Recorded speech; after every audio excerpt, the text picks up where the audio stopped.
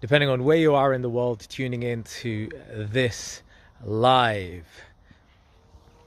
So it's me, Prash K, coming at you from London on a generally pleasant post-summer solstice evening. I want to share three insights or lessons and insights, three that I picked up over this weekend just gone by. Now, listen, I know most of us would love to fill our weekends with fun stuff, and we all try to. I hope that you did too. In fact, what is it that you tuned into this weekend for yourself? And here's a question for you. Are you happy doing the same kind of stuff that you do every weekend? Does that satisfy you? Is that pleasing to you? Or are you one of those people that really like constant change? You like something different, fresh, challenging, enriching, non-boring. Every single weekend you need something different, like a big thrill. Do you chase the thrill, or do you chase the safety and comfort of things that you already know and like? So here's what I did, and I want to share in this way. The first lesson was to go to an event, and I go to a place and an event that I wouldn't normally go to, and that happened on Friday night. So on Friday night I wanted to go. Now, I love gospel music. Some of you may know that. I'm a big fan. I'm a musician and a performer, singer. So obviously I love music, and I love many genres, and I love devotional spiritual music. It really lifts my soul. So as well as my love for kirtan, chanting, Vedic mantras, ancient Eastern Indian music influences, I love gospel. And so Friday night there was a worship night in Hammersmith in London. For those of you who've been to Hammersmith, it was in a huge church, St. Paul's Church. It was a beautiful church. There were over 650 people. I've never been to an event like that in one space with 600 plus people standing and listening to gospel music. And I reckon that I was the only Indian guy there. I think I was the only Indian guy there.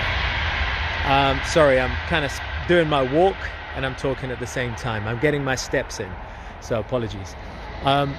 So I think I was the only Indian guy there, but it was a room full of people of different ages, backgrounds, different races, I think except Indian. Not that it matters, but it's really good because it stretches you a little bit. It's like, sometimes when we are the different color out, even psychologically, it plays on us, and it shouldn't do, but it does because of our bodily conditioning, right?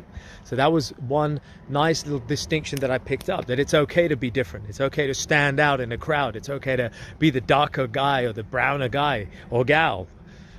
It doesn't matter, because it's who you are and who you're showing up as, not the color of the skin or the race or the gender, right? It's who you're being. So I loved it. I absolutely loved the night. It was by far one of the most memorable live music events I've attended in my life, because the music, the power, the devotion, the positivity in an alcohol-free, sober environment where people are there for worship in their own way, and it was gorgeous. And so that first lesson that I picked up was it's okay to be different in a crowd. It's okay to feel like you're the odd one out. That's okay. Own it. Own it. Don't moan about it. Own it. Don't moan about it. Own it if you're different. If you feel different, own it. That's okay. And while also picking up that lesson, I felt that it was okay to be in a huge crowd. And I went by myself, by the way. And that second lesson was it's okay to go to a concert by yourself and feel really happy and feel okay with that. That's okay. Okay, the second lesson of the weekend was this insight is I attended a sober party on Saturday night, arranged by somebody I know, and these parties tend to have 300, 400, 500 people. They're sober raves. It was in the early evening. They had vegan food, alcohol-free shots and cacao and smoothies and stuff. It was a nice setup. Now, the lesson I learned there was is that you may not necessarily like the music that's there, but it's great to dance. So I really got into my dancing vibe. Initially, the music wasn't my thing, but I just went with the dance. What the coaching I gave to myself, and I offer this to you as an insight, is sometimes we may not want to do something, but when we're in a place, and I didn't go alone on this one, but when we're in a place and maybe there's something not to our liking, the food or the music, if there is a way we can coach ourselves in being okay with it and see it as a challenge, it can be very beneficial. And that's what I decided to do. I decided to consider that the music is actually cleansing, because it's an alcohol-free place. It's a sober rave. The energy was kind of good. And I said, you know what? I'm just going to go into a state here where I'm going to consider that the movements that my body make are clearing, energetically clearing whatever doesn't serve me. And that's the power of intent. I don't care whether you're religious, spiritual or not. The power of intent is undeniable. We can all use the power of intent in order to bring about a more conducive physical, mental, emotional, and ultimately a spiritual state. So I decided in that time to put my intentionality to use by choosing to dance to stuff that I don't normally dance to. And it was is the genre that I'm not into so much. It was a little bit techno-like. I'm not a fan of techno. I'm not a fan of hard house. Doesn't matter. I'm not a big fan of reggae either, for that matter. But that's what was served up. I said, you know what? Every move, every shake, I'm going to release energy that doesn't serve. And I really went into my own space and did that. And it was great. I actually had a great time. And then when they did play some stuff I liked, it was amazing. I think I must have burnt like 400 calories just by dancing. Anyway, it was really good. The third lesson over the weekend that I learned was on Sunday. And that lesson was I went to another event. It was a whole weekend of event going. This was a different kind of event. It was a daytime party.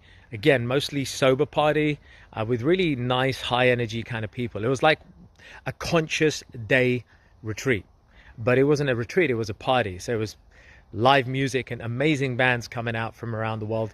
Those of you who know Mobius Loop, Yaima from the States, the Kaya Project, big shout out. These are artists in the conscious music space. That is, these are people who are helping people to awaken their consciousness. They're not devotional artists, they're not bhakti artists, but they're playing their own part in their own way of raising the consciousness and the vibration of individuals, of people around the world. And their music is wonderful. But here's what happened. I felt alone. I didn't want to be, let me rephrase. I felt like being alone. That is to say, I was surrounded by 400 people, 500 people, but I didn't really feel the desire to jam and talk. Maybe because I talked out the day before at the sober rave. And the lesson I learned there is it's okay to be in your own space in a public setting. It's okay to be alone and to spend time in your own space, even there.